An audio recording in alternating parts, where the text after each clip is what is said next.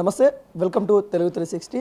పోసాని కృష్ణమురళి గారు నిన్న అరెస్ట్ అయిన సంగతి అందరికీ తెలిసిందే. కొంతమంది సరిగ్గానే చేశారు, చట్టం తన పని తాను చేసుకుంటూ వెళ్తుందని కొంతమంది చెప్తా ఉంటే, ఇంకొంతమంది రాజకీయంగా కోణం వల్లనే మరి అరెస్ట్ అయ్యారు అన్నట్టు కూడా చెప్తా ఉన్నారు.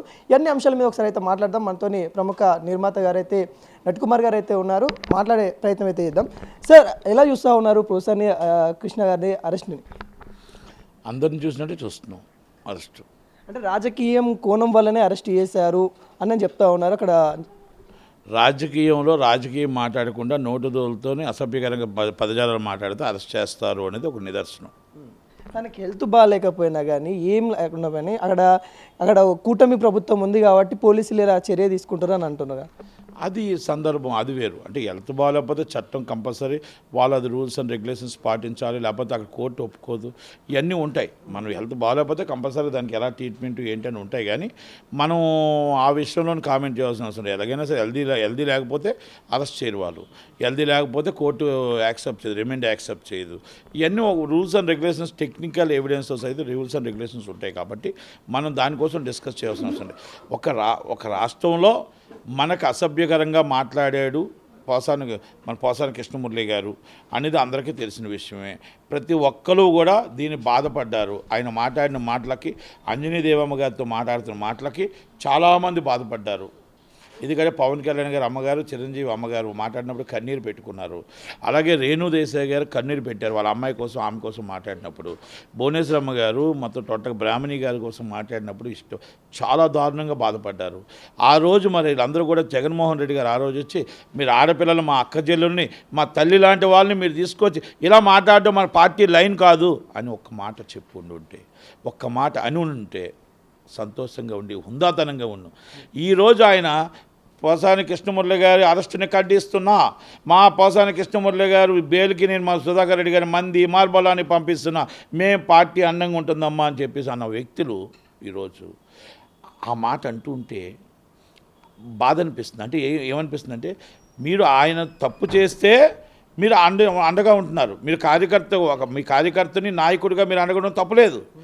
కానీ ఆడపిల్లలకి మీరు ఇచ్చే, మీ పార్టీ ఇచ్చే భరోసా ఏంటి? అక్క చెల్లెళ్ళకి మీరు ఇచ్చే భరోసా ఏంటి? తల్లులకు మీరు ఇచ్చే భరోసా ఏంటి? ఈ అష్టభ్యకరంగా మీరు తిడుతూ ఉంటే అంటే వాళ్ళకి మాత్రం మీరేమి వాళ్ళని ఏమి అనరు. అంటే మీ పార్టీ లైన్ ఇదేనా అని నేను అడుగుతున్న ప్రశ్న జగన్మోహన్ రెడ్డి గారికి. తప్పు చేస్తే చట్టం తన పని తాను చేసుకుపోతుంది. అది ఎలాగైనా సరే అరెస్ట్ అనేది కంపల్సరీ. ఎవరు తప్పు చేశారో ఇన్వెస్టిగేషన్ గత ప్రభుత్వంలోనే చెయ్యాలి. తప్పు జరిగింది కాబట్టి కోర్టు ఆర్డర్ ఇచ్చినా కూడా అరెస్ట్ చేయలేదు. కోర్టు ఆర్డర్ ఇచ్చినా ఎఫ్ఐఆర్ చేశారు అంతే. కనుక ఇప్పుడు ఇన్వెస్టిగేషన్లో వచ్చింది, భాగంలో తేలింది, అరెస్ట్ చేశారు. అరెస్ట్ చేసిన కోర్టు వారు ఏ నిర్ణయం తీసుకుంటే ఆ నిర్ణయం కట్టుబడి ఉంటారు అందరూ. అంటే ప్రధానంగా రెడ్ బుక్ పాలన నడుస్తూ ఉంది, అందులో భాగంగానే అరెస్ట్ చేస్తూ ఉన్నారు అనేది కూడా వార్త వస్తుంది. ఈ వార్తను ఎలా చూస్తారు? అంటే రెడ్ బుక్ పాలన అంటే ఏంటి? అంటే ఎవరైతే అప్పుడు వాళ్ళని అవమానించారో, ఏదైతే చేశారో వాళ్ళ పేర్లన్నీ నోట్ చేసుకున్నా అని చెప్పారు కదా, అలా అందులో ఒకరు అరెస్ట్ అవుతూ ఉన్నారు. ఆ నేపథ్యంలో రెడ్ బుక్ పాలన అంటూ ఉన్నారు. రెడ్ బుక్ చట్టానికి వ్యతిరేకంగా లేదు కదా, న్యాయానికి వ్యతిరేకంగా లేదు కదా. చట్టం న్యాయం పరిధిలోనే రెడ్ బుక్ ఉంది కదా. తప్పు చేసేవాడిని శిక్షించమనే రెడ్ బుక్ అడుగుతుంది కదా. తప్పు చేయలేని శిక్షించట్లేదు కదా, అడ్డదారిలో అరెస్టులు చేయట్లేదు కదా. చట్టం న్యాయం పరిధిలో రెడ్ బుక్ ఉంది కనుక దాంట్లో రెడ్ బుక్ రాజ్యాంగం ఏముంది, ఎల్లో బుక్ రాజ్యాంగం ఏముంది, మామూలు గవర్నమెంట్ ఏముంది, కూటమి గవర్నమెంట్ ఏముంది. ఏదైనా చట్టానికి అతిథులు కారు. న్యాయానికి రాజ్యాంగం మనకి ఏమి ఇచ్చిందో రాజ్యాంగబద్ధంగా ఉండాలి. ఏ రెడ్ బుక్ అయినా రాజ్యాంగబద్ధంగానే ఉంటుంది కనుక దానికి తప్పే ఉంటుంది. అంటే ఇప్పుడు నెక్స్ట్ అరెస్ట్ అయ్యేది ఎవరు? యాంకర్ శ్యామల అని అంటూ ఉన్నారు. ఇంకొంతమంది గతంలో అరెస్ట్ కావాల్సిన వాళ్ళు ఇప్పుడు కూడా అరెస్ట్ అవుతారని చెప్తా ఉన్నారు. ఎవరు అని అంటే ఏం చెప్తారు? అరెస్ట్ ఎవరవుతారు ఏంటి? తప్పు చేస్తే ఎవరైనా అవుతారు. ఒక వయసుకి మర్యాద ఇవ్వాలి, విలువలు ఇవ్వాలి. గుంటనక్క, ముసలినక్క, 75 సంవత్సరాల 3 సార్లు సీఎం చేసిన వ్యక్తిని ఇష్టం వచ్చినట్టు మాట్లాడి, అసభ్యకరంగా మాట్లాడి, ఒక సీఎం పాపులర్ టాప్ హీరో, ఈ నేషనల్ హీరోని తీసుకొని, ఒక డిప్యూటీ సీఎం తీసుకొని అలాంటి వ్యక్తిని గుంటనక్క ఇలాంటి పేర్లు పెట్టి మాట్లాడుతున్నప్పుడు తగిన శాస్తి ఎప్పుడొకప్పుడు జరుగుతుంది. ఎందుకంటే మాట్లాడేటప్పుడు మన తండ్రి ఎంత, మన వయసు ఎంత, ఆ తండ్రిని గుంటనక్క అని, ముసలినక్క అని అనగలమా?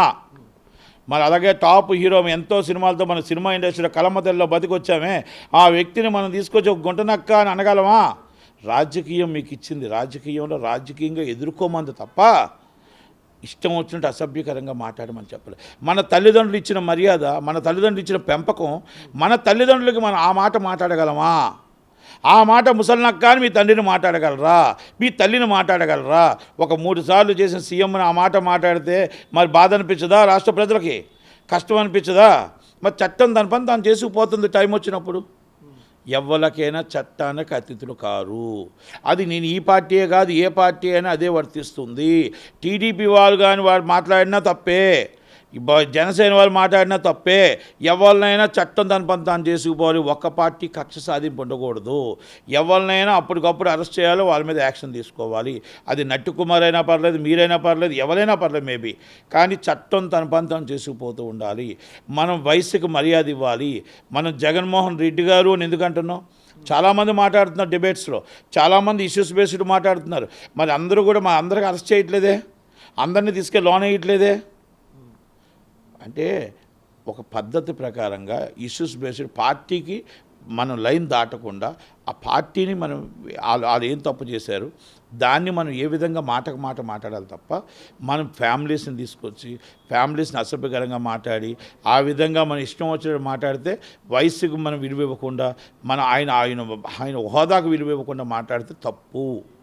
అది ఎవరైనా మేబీ కనుక అందుకే పోసాని కృష్ణమురళి గారిని అరెస్ట్ చేశారు.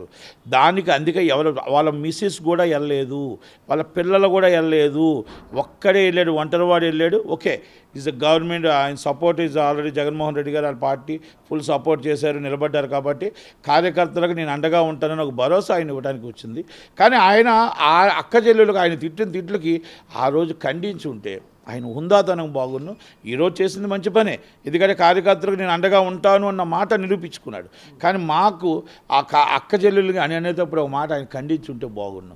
అంటే ఆ పార్టీ లైను కర్త కయా కర్మ, ఆయన తిట్టిన తిట్లన్నింటికి మా పార్టీకే సంబంధం అన్నట్టు ఆయన వ్యవహరించాడు. కాబట్టి జగన్మోహన్ రెడ్డి గారు కనుక పోసాని కృష్ణమురళి గారు తిట్టిన తిట్లు వైసీపీ వాళ్ళు తిట్టినవే, మొత్తం టోటల్గా అన్నింటికి నేనే ఉన్నాను వెనకాల అనేది ఆయన చెప్పగానే చెప్తున్నాడు.